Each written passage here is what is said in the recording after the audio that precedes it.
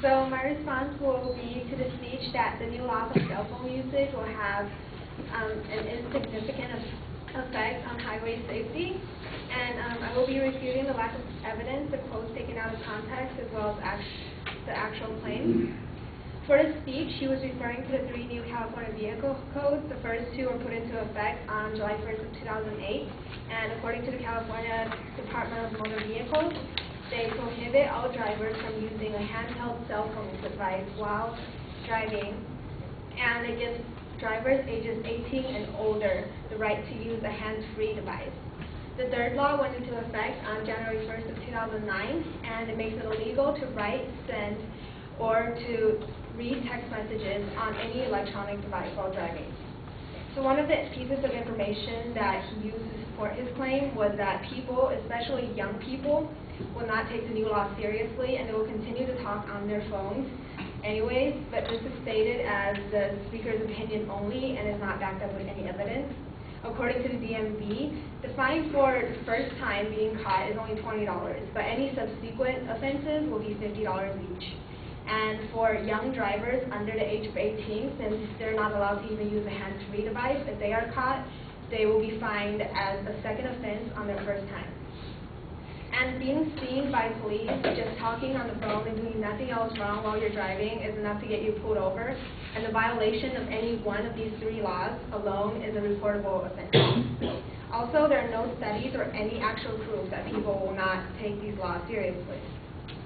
Another secondary claim that was made by the speaker was based on a study made by the Virginia Tech Transportation Institute, as well as the National Highway Traffic Safety Administration.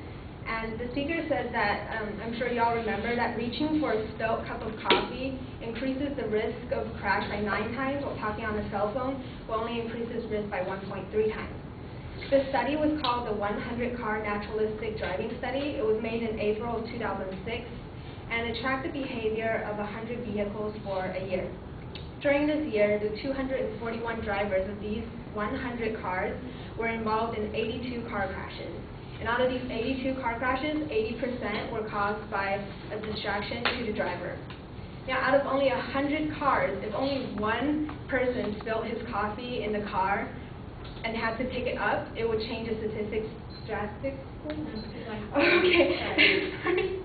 And the study showed that it was reaching for a moving object, such as a falling cup. It would increase the risk of a crash or a near crash significantly more than talking on a handheld phone, but also showed that the most common form of distraction was the use of cell phones.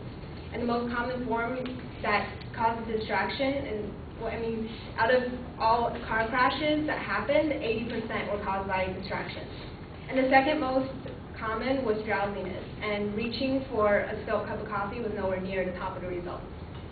And most importantly, on the same article that was used by the speaker from the Insurance Information Institute, to prove that cell phone use does not significantly affect driving, it says in the intro paragraph that the latest research shows that while using a cell phone when driving will not be the most dangerous distraction, which the speaker said, but it is followed by because it is so prevalent, it is by far the most common cause of this type of crash, a near crash.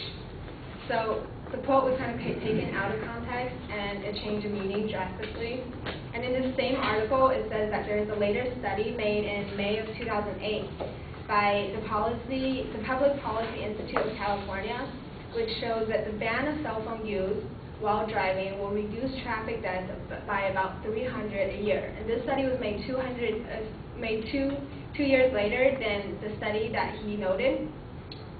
And by reducing 300 fatalities, that it saves 300 lives every year, and that would seem enough to put laws into effect. Thank you.